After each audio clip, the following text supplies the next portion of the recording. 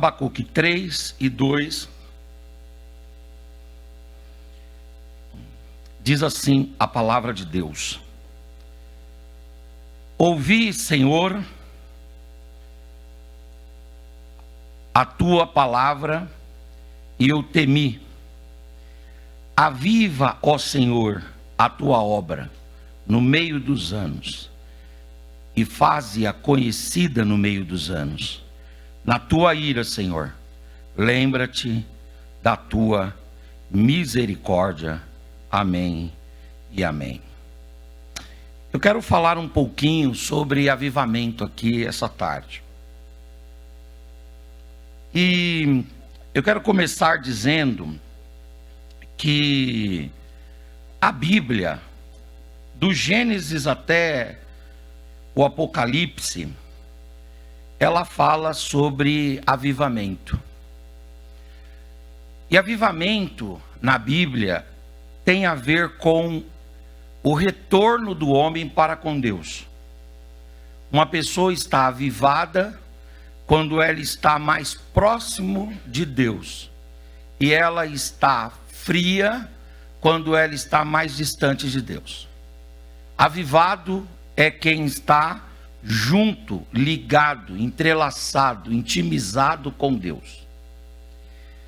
Quando a pessoa, o homem, a mulher, a criança, o jovem, o adolescente, está próximo de Deus e por consequente avivado, esse avivamento ele gera expressões, esse avivamento gera reflexos, esse avivamento gera sintomas, esse avivamento é constatável.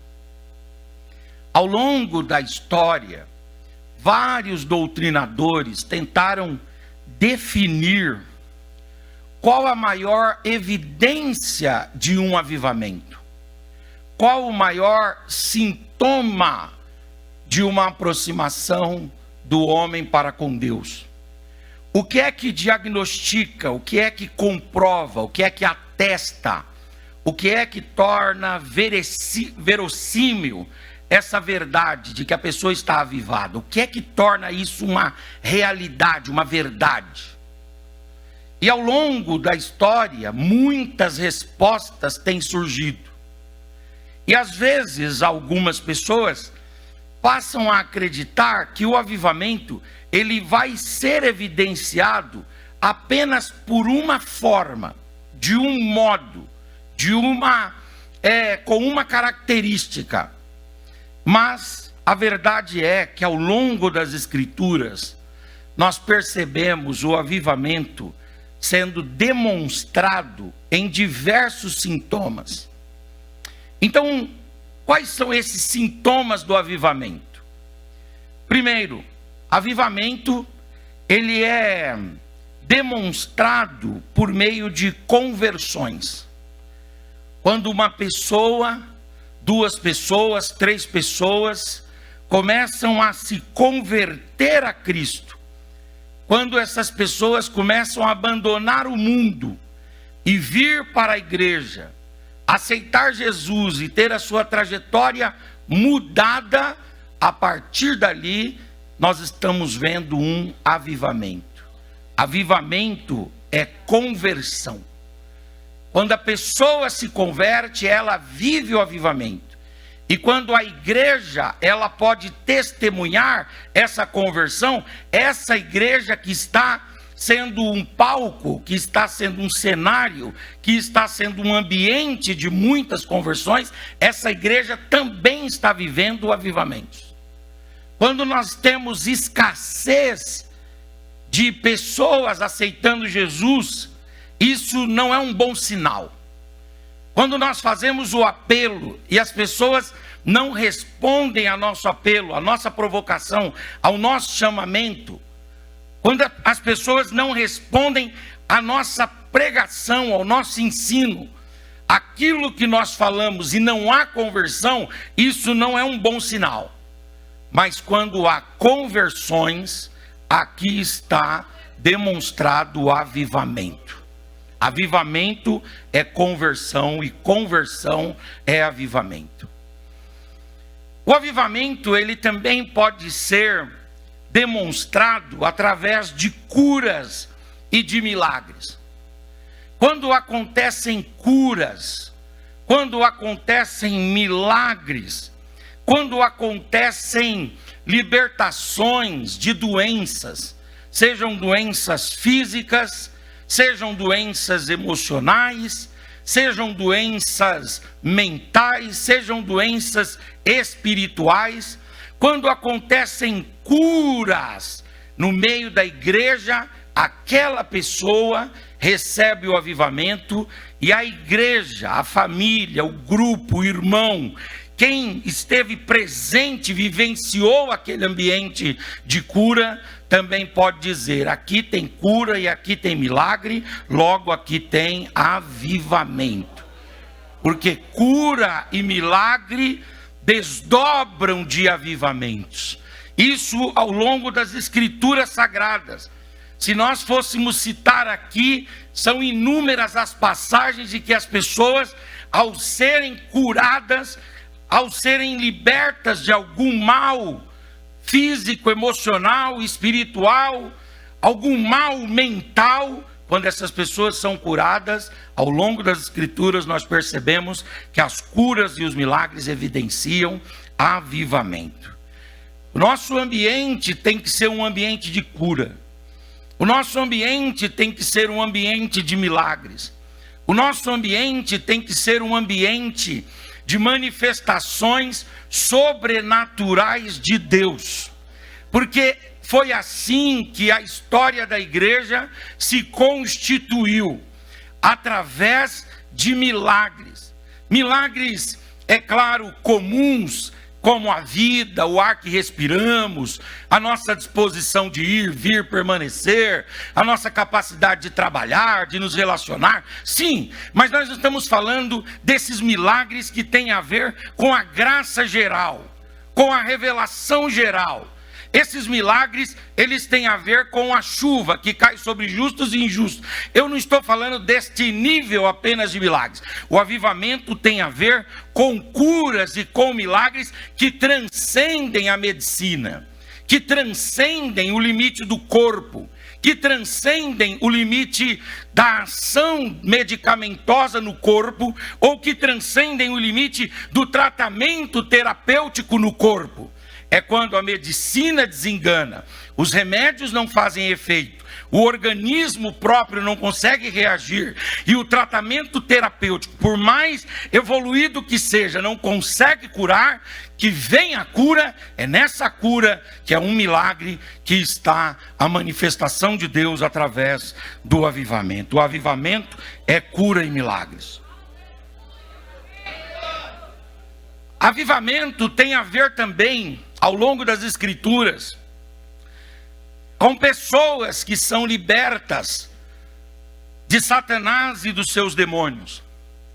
O processo de libertação, o processo de limpeza, o processo de asseamento, de asseio, que a palavra de Deus, que o nome de Jesus e que o Espírito Santo fazem na vida das pessoas, expelindo das pessoas, expulsando das pessoas e arrancando das pessoas a dominação de Satanás e a opressão de Satanás. Quando o processo da libertação acontece, aqui está o avivamento. No Evangelho de Marcos, o Senhor Jesus, ele expulsa muitos demônios. Quando ele chega nos lugares, ele realiza cura, sim, é verdade. Ele realiza milagres, sim, é verdade. Mas a maior marca do ministério de Jesus no Evangelho de Marcos é que ele expele demônios. Ele excomunga demônios. Ele expulsa demônios. Ele liberta as pessoas do demônio. Quando Lucas foi definir a ação de Jesus e o ministério de Jesus, em Atos 10, 38, Lucas diz assim: porque Deus ungiu a Jesus de Nazaré com o Espírito Santo e com poder, o qual andou por toda parte, libertando, curando e restaurando aqueles que estavam oprimidos pelo diabo. O nosso ambiente é um ambiente de enfrentamento às hostes infernais da maldade. O nosso ambiente é um ambiente de resistência às ações satânicas. Se uma pessoa entrar em nosso culto e ela estiver possessa de demônios, não importa se vai ser o pastor da igreja, um pregador experiente ou crente que não tenha grande expressão social na igreja, não importa. Se esse ambiente é um ambiente de avivamento, Satanás e seus demônios não ficarão ali quietos, eles serão incomodados, se manifestarão e o poder do nome de Jesus e da palavra de Deus tratarão de excomungá-lo. O nosso ambiente é um ambiente de libertação dos demônios. E quando nós não conseguimos ou não temos a manifestação da libertação dos demônios de forma visível, em que uma pessoa cai endemoniada e é liberta, nós sabemos que a pessoa é liberta quando ela vem para cá, recebe o nome de Jesus e recebe a palavra de Deus, da estrutura de dominação satânica. Porque o diabo, ele estava sobre o endemoniado gadareno e fazendo da vida dele uma coisa terrível, uma tragédia. Mas o diabo também estava agindo de forma dissimulada, de forma cínica, de forma camuflada na vida do Pedro. Mas quando foram confrontados com Jesus, tanto o possesso quanto o cínico, os dois foram libertos pelo poder da presença de Jesus. E os demônios bateram em retirada, tanto de um que espumava pela boca, quanto do outro que fazia negócios, mas estava debaixo da égide de Satanás. Quem se encontra com Jesus é liberto dos demônios. E ali está um grande e maravilhoso avivamento para a glória do Senhor. O avivamento também ele é diagnosticado através da manifestação dos dons. Os dons espirituais indicam avivamento. Quando nós temos línguas, quando nós temos variedade de línguas, quando nós temos profecias, quando nós temos palavra de ciência, palavra de sabedoria, o dom da fé, de maravilhas, quando nós temos os dons sendo manifestados, ali está o avivamento. Em quem esses dons se expressam, essa pessoa está passando por avivamento. E a igreja na qual ela está inserida, o corpo que ela faz parte, também está vivendo avivamento. O avivamento ele é diagnosticável através da manifestação dos dons espirituais. Mas não só através dos dons espirituais. O avivamento também é manifesto através dos chamados dons de serviços. Quando você ensina e você procura fazer isso com diligência, não para ganhar fama, não para ganhar recursos com isso, mas porque você entende que essa é a sua chamada de fato e de verdade. E o ministério da docência, da pedagogia, o ministério do ensino está sendo feito com diligência, um dom de serviço, aí está o avivamento. Quando você preside, e você preside de forma diligente, de forma organizada, de forma segura, trazendo segurança para aquilo que você está conduzindo em si, e trazendo segurança para quem está caminhando com você, e você preside com uma nobreza, com uma distinção, com uma singularidade especial, com uma peculiaridade ímpar. Quando você faz isso muito bem, você está exercendo um dom de serviço, e ali está a manifestação do avivamento. Quando você exerce o ministério da solidariedade, da filantropia, da beneficência, quando você doa, quando você dá, quando você compartilha, quando você divide, quando você comunga, quando você coloca à disposição do outro. E a colocar à disposição do outro, você faz isso não para aparecer. Você faz isso não para se assenhorar do outro. Você faz isso não para humilhar o outro. Você faz isso não para se autoexaltar. Você faz isso naquele modelo que Jesus diz: o que dá a mão direita, a mão esquerda não fica sabendo. Quando você faz isso de forma digna, aí está a manifestação do avivamento nos dons de serviços.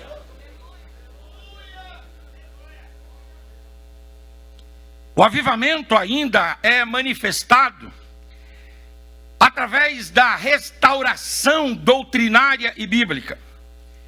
Quando você está vivendo uma restauração doutrinária, uma restauração bíblica, quando você está sendo motivado por Deus a resgatar os valores bíblicos, doutrinários e teológicos, quando você está vivendo a sã doutrina, a pureza das escrituras, e você está vivendo aquilo que a Bíblia determina de fato e de verdade, e está compreendendo a doutrina bíblica, quando você vive uma restauração doutrinária e bíblica, você vive o avivamento.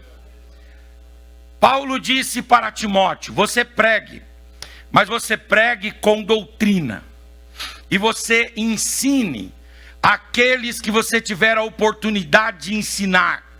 Pregar com doutrina, o nosso pastor faz um corte muito bonito aqui, sempre quando ele prega, ele fala dos nossos bons costumes e de doutrina. Uma coisa é você trabalhar bons costumes, uma coisa é você trabalhar elementos puramente culturais da denominação, elementos culturais da sua igreja, do seu ministério, do seu povo, da sua tribo, por assim dizer. Isso é bom, são bons costumes. Quando você faz isso é ótimo, mas isso não pode lhe fazer esquecer das doutrinas das Escrituras, a doutrina de Deus, a doutrina da Bíblia, a doutrina dos anjos, a doutrina do homem à luz da Bíblia, a doutrina do pecado, a doutrina de Cristo, a doutrina do Espírito Santo, a doutrina da igreja, a doutrina das últimas coisas, a doutrina da vida cristã, a doutrina da oração, a doutrina da graça, a doutrina da comunhão dos santos, a doutrina da universalidade da igreja, a doutrina do sacerdócio universal de cada crente. Tudo isso são doutrinas bíblicas que precisam ser ensinadas, vividas e cridas. E quando a igreja está vivendo essas doutrinas, aí está o verdadeiro avivamento para a glória do Senhor.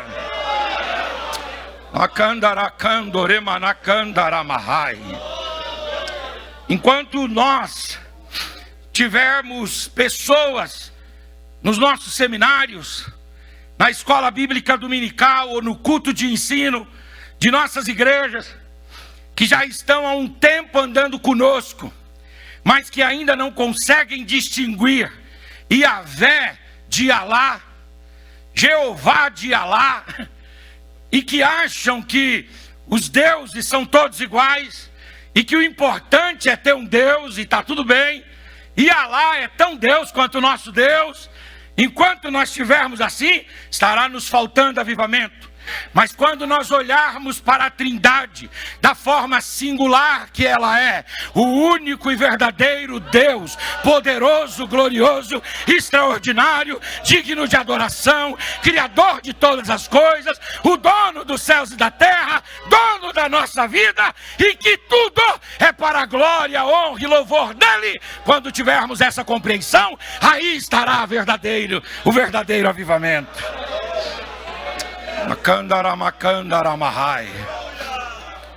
O irmão chegou para mim e disse assim: pastor Herodes, pastor Henrique, mas eu respeito muito o que Maomé diz.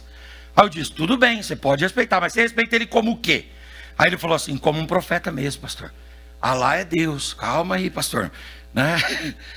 Enquanto nós tivermos pessoas que não fazem a distinção entre Jesus e Charles Taze Russell, entre Jesus, né, e Joseph Smith, entre Jesus e Buda, entre Jesus e Ellen G. White.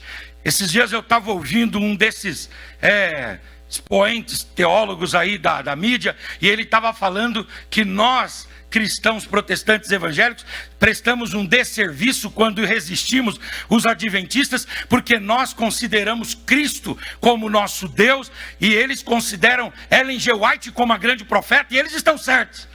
E aí quando ele começou a falar isso aí, e eu ouço várias pessoas dizendo assim: tá vendo, pastor Henrique? Ele é bom arqueólogo, ele é bom arqueólogo. Se você quiser, vai na USP, aqui você encontra um monte.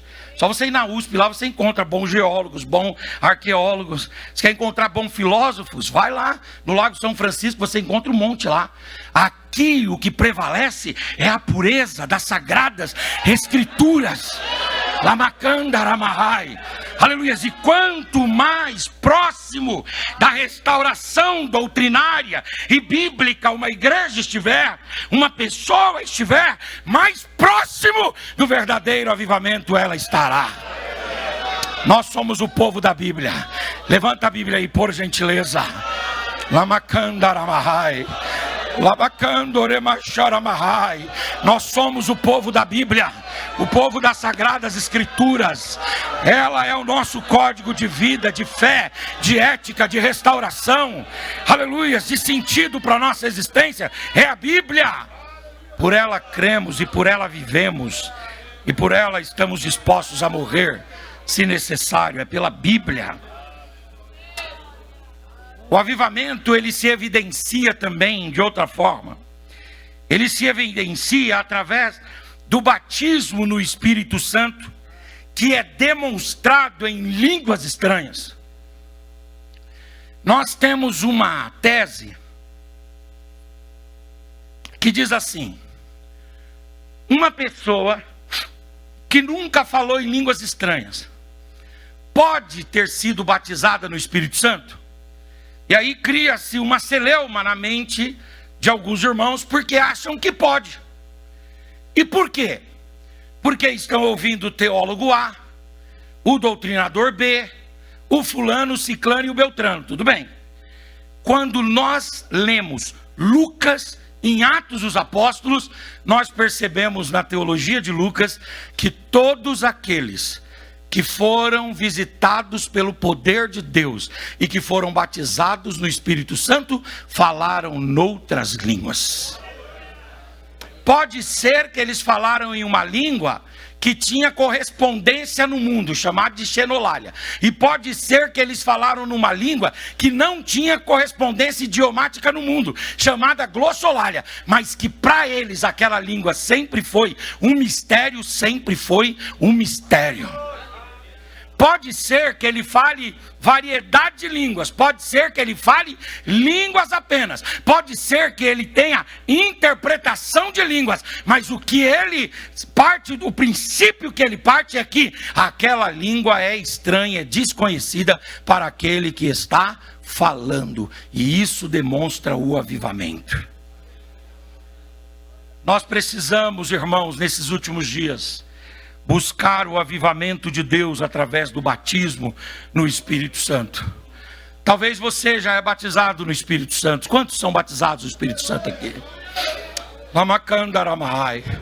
Mas talvez existam cooperadores nossos, gostam da palavra, gostam do evangelho, gostam da pregação, gostam, já estão começando a pregação, mas ainda não são batizados no Espírito Santo. Está em você também essa autoridade para colocar as mãos sobre esses cooperadores, sobre esses diáconos e outros irmãos que vieram de outras igrejas para que aqui eles sejam também experimentados nesse dom maravilhoso, e essa cultura e essa distinção das Assembleias de Deus continue para a glória do Senhor. Outra coisa que mostra avivamento, para a gente caminhar para o final. O avivamento é evidenciado também pelo interesse, pela escatologia.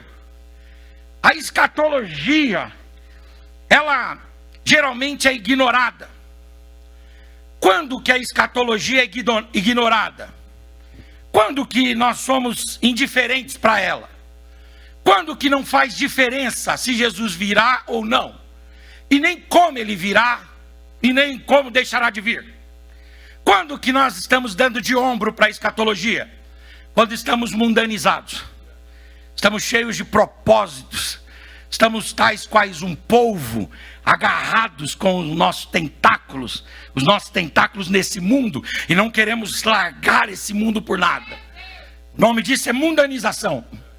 Quando estamos secularizados, estamos satisfeitos com esse mundo e achamos uma grande perda que esse mundo, com todas as suas glórias, feneça e que esse mundo se perca. E aí então estamos secularizados, apegados a esse tempo, apegados aos nossos planos, aos nossos projetos, e nos esquecemos de Deus. Mas quando, irmãos, nós somos visitados pelo poder da palavra de Deus, pelo poder do Espírito Santo de Deus que vem sobre nós, nós entendemos o real valor da vida e o real valor da existência. E nós entendemos que a maior preocupação nossa e da igreja deve ser a esperança na volta de Jesus Cristo, nosso Senhor. Namakandaramahai. Domingo eu fui, aliás, segunda-feira, eu estive no velório do Marquinho. O pastor Paulo Lucas foi representado lá junto com todo o nosso setor, através do pastor Moacir. Velório do nosso maestro Marquinhos. Cadê o pastor Misael? Também esteve lá. O homem com quase 50 anos, ou 50 anos completos, né? Mais ou menos, 50 anos completos. Eu estava no domingo dando aula na igreja de manhã, e de repente ele chegou lá, eu saudei ele. Quando ele terminou ali, ele subiu lá para o púlpito, ligou o seu tecladinho, começou a dedilhar lá, estava tudo bem. Daqui a pouco ele sentiu mal, foi no banheiro, passou mal, foi para o hospital e faleceu ali na entrada do hospital, né? E segunda-feira nós estávamos no seu funeral. E lá no funeral nós vemos que não interessa quão grande seja a sua obra, não interessa quanta coisa você fez. A única coisa que importa é se você se preocupou com o dia que você teria que se encontrar com o seu Deus. É a única coisa e nada mais. Estava conversando com uma irmã agora. Fui pagar o almoço para o pastor Rael. Ontem foi aniversário dele. E eu tenho um combinado com ele. Quando é meu aniversário, ele paga a cantina para mim. E quando é aniversário dele, eu pago a cantina para ele. Aí nós fomos almoçar e estávamos voltando. Uma irmã ligou, uma irmã da nossa igreja, ligou e estava contando a respeito da pessoa que trabalha com ela, que é esposa de um pastor. E o pastor, obreiro da casa do Senhor, marido dessa irmã, o pastor chegou em casa, jantou. Depois do culto e depois de jantar, falou para a esposa: eu vou sentar um pouco ali no sofá, daqui a pouco você me chama, quando você tiver terminado aí, para a gente ir para o quarto. Sentou no sofá. Quando a esposa foi lá, ele tinha partido para a glória. Não interessa quão bonito foi o sermão dele aquela noite. Não interessa se gente aceitou Jesus ou não aceitou. O que importa para ele é se ele estava preparado para o dia do encontro dele com o seu Deus. Levante a sua mão, por gentileza, aos céus. Levante a sua face, levante a sua voz. Abra a sua boca e dê uma palavra para o Senhor, dizendo: Senhor, eu quero estar preparado para o dia que eu vou me encontrar com o Senhor. Aleluia. A escatologia, ela tem a ver com avivamento. Quando nós estamos ouvindo sobre a volta de Jesus, quando nós estamos nutrindo essa verdade em nós, quando isso é importante para nós e estamos avivados. Mas quando estamos mundanizados demais, secularizados demais, apegados demais aos planos desta vida, apegados demais aos ideais desse mundo, apegados demais em cravar o nosso nome na história, apegados demais em deixarmos um legado extraordinário e nos esquecemos do encontro que teremos com o Senhor. Não estamos avivados. Que o Espírito de Deus sopre sobre nós essa tarde, derrame sobre nós um grande avivamento.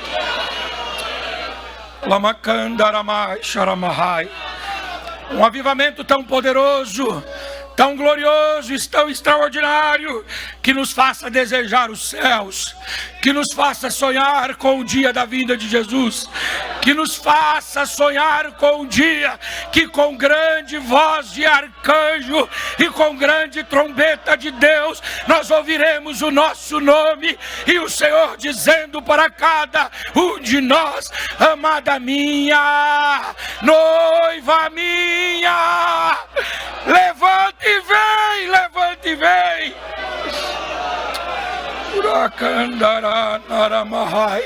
Quantos têm essa esperança? Levante a mão, levante a face, levante a voz. Urabacandaramahai. Aleluias, aleluias. Acandaramanaраcandaramahai.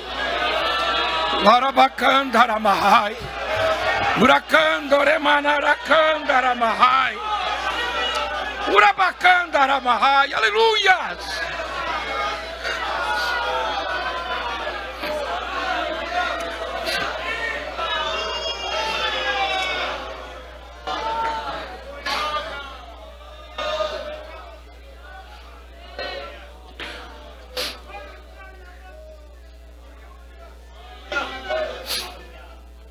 Aleluias.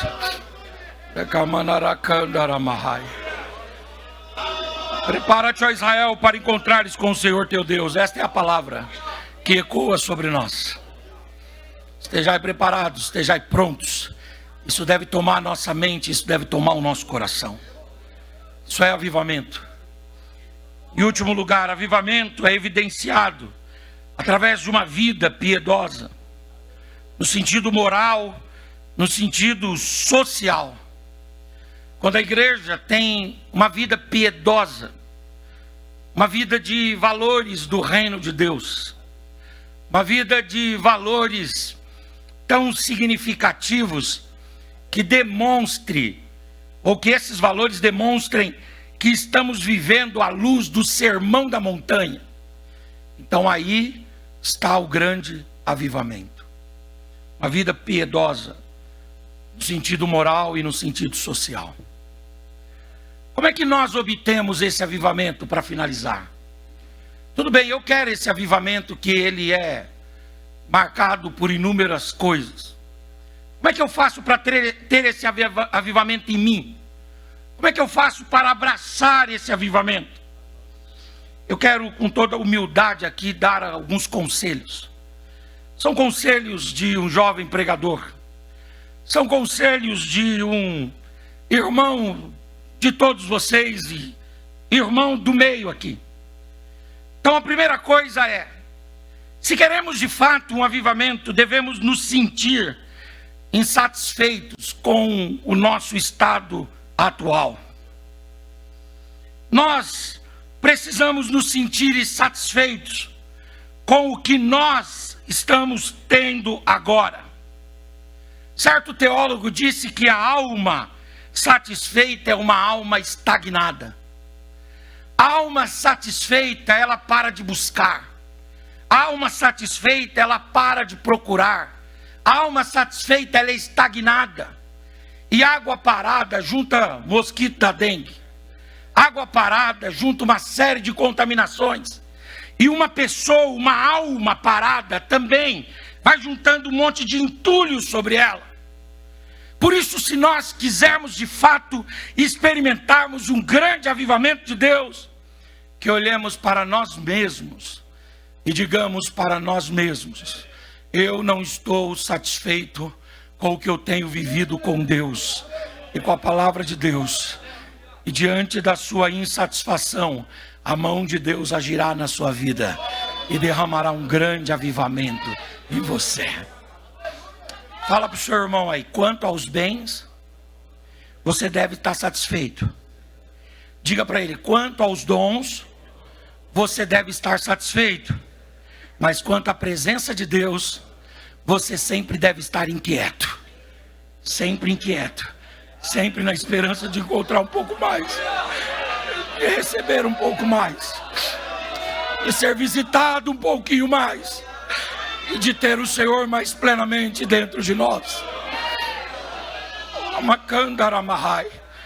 Quando o apóstolo Paulo, lá em Filipenses 3, ele diz que ele prosseguia. Ele trabalha lá a palavra prosseguir, prossegue para o alvo, mas ele trabalha lá a palavra não que eu tenha alcançado. Ele diz, não que eu tenha alcançado. Quando ele fala não que eu tenha já alcançado, ele diz, tudo que eu vivi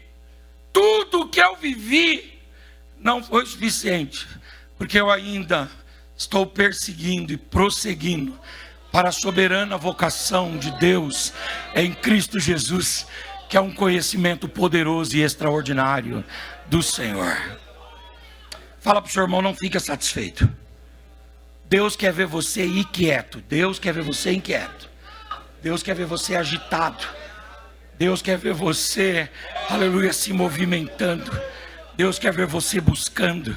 Deus quer ver você lendo. Deus quer ver você, aleluia, inquieto. Deus quer ver-nos inquietos. Segundo conselho que eu gostaria de dar: decida-se por uma mudança radical na sua vida espiritual. Os tímidos estão fadados ao insucesso. Agora, quem decide radicalmente, experimenta um avivamento de Deus. Quando eu olho para a vida espiritual, me vem duas imagens na minha mente. Uma imagem daquele general que levou o seu exército para a batalha, e aí o exército estava em cima de barcos, e quando esses barcos atracaram na praia, os soldados saíram do barco e foram para a praia, e o general mandou queimar todos os barcos. E o general disse assim: ou você sai daqui vivo, ou você sai daqui morto, mas para trás você nunca mais terá como voltar. Essa radicalidade deve haver na nossa vida. Tem gente que vem para o evangelho, está se relacionando com Deus, mas deixa o seu barquinho do mundo lá. Qualquer coisa, se as coisas apertarem aqui, eu entro, remar eu sei, ó, dou área.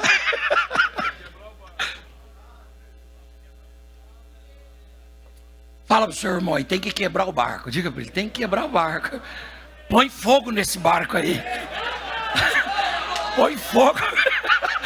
Não tem como voltar mais, pastorete, já foi. E o barco? O barco está queimado. Ou você sai daqui vivo, ou sai daqui morto. Aleluia, mas para trás, para o Egito, para o mundo, para o estado anterior, você nunca mais volta.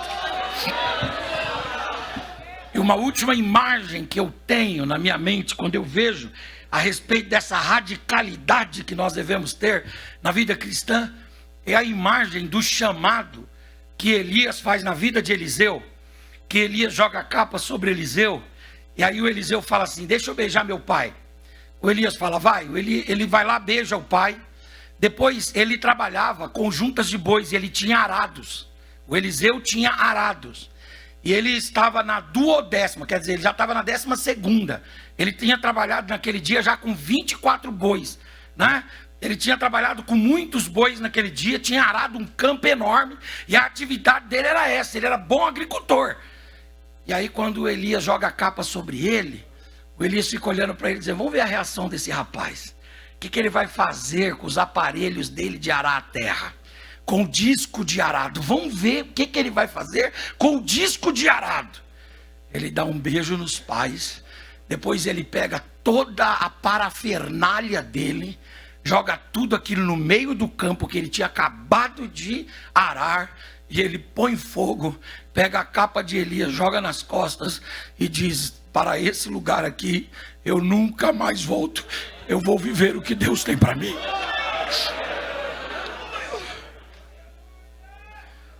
Fala para o seu irmão, queimorado. Diga, queimorado. Larga a mão disso, diga para ele, larga a mão disso. É daqui para frente agora. É para avançar. É para seguir em frente. É para decidir-se de forma radical. Lamacandaramahai, aleluias! É para decidir-se de forma radical. Eu não sei quem é que vai ficar no primeiro passo, no segundo passo, mas eu vou adiante. Eu vou viver o que Deus tem para mim. Eu vou experimentar o meu chamado. Se Deus tiver para mim que eu me torne um profeta em Israel, para nomear reis e profetas, eu vou fazer isso. Se Deus tiver para mim que eu abra o Jordão e que ressuscite pessoas, eu vou viver isso, porque hoje eu estou queimando o meu arado. Eu estou decidido de forma radical, de forma resolúvel, de forma inalterada. Eu estou decidindo experimentar a glória de Deus sobre a minha vida. Fala para o seu irmão aí, para trás nunca mais, diga para ele. Há um avivamento de Deus para o nosso setor. Aleluia. Os irmãos estão percebendo que nesses últimos anos aqui na nossa igreja nós estamos recebendo de Deus uma visitação especial, sim ou não, irmãos? Eu estou aqui nesse setor há 15 anos e eu posso dizer para os irmãos que houve um corte na história dessa igreja dos últimos anos para cá em relação a esse avivamento e essa liberdade que o Espírito Santo de Deus tem entre nós. Aleluia, glória a Deus. Você pode, se você quiser, voltar. Mas se você quiser também, você pode queimar os barcos, queimar o arado e dizer, deixa, aleluias, essa vida seguir. E vamos ver onde é que o Senhor vai nos levar. O Senhor tem coisa grande para você. Levante a sua mão, por gentileza. Levante a sua face, levante a tua voz. Abra a sua boca e dê uma palavra de adoração ao Senhor. Deus tem coisa grande para nós. Em nome de Jesus. Amém.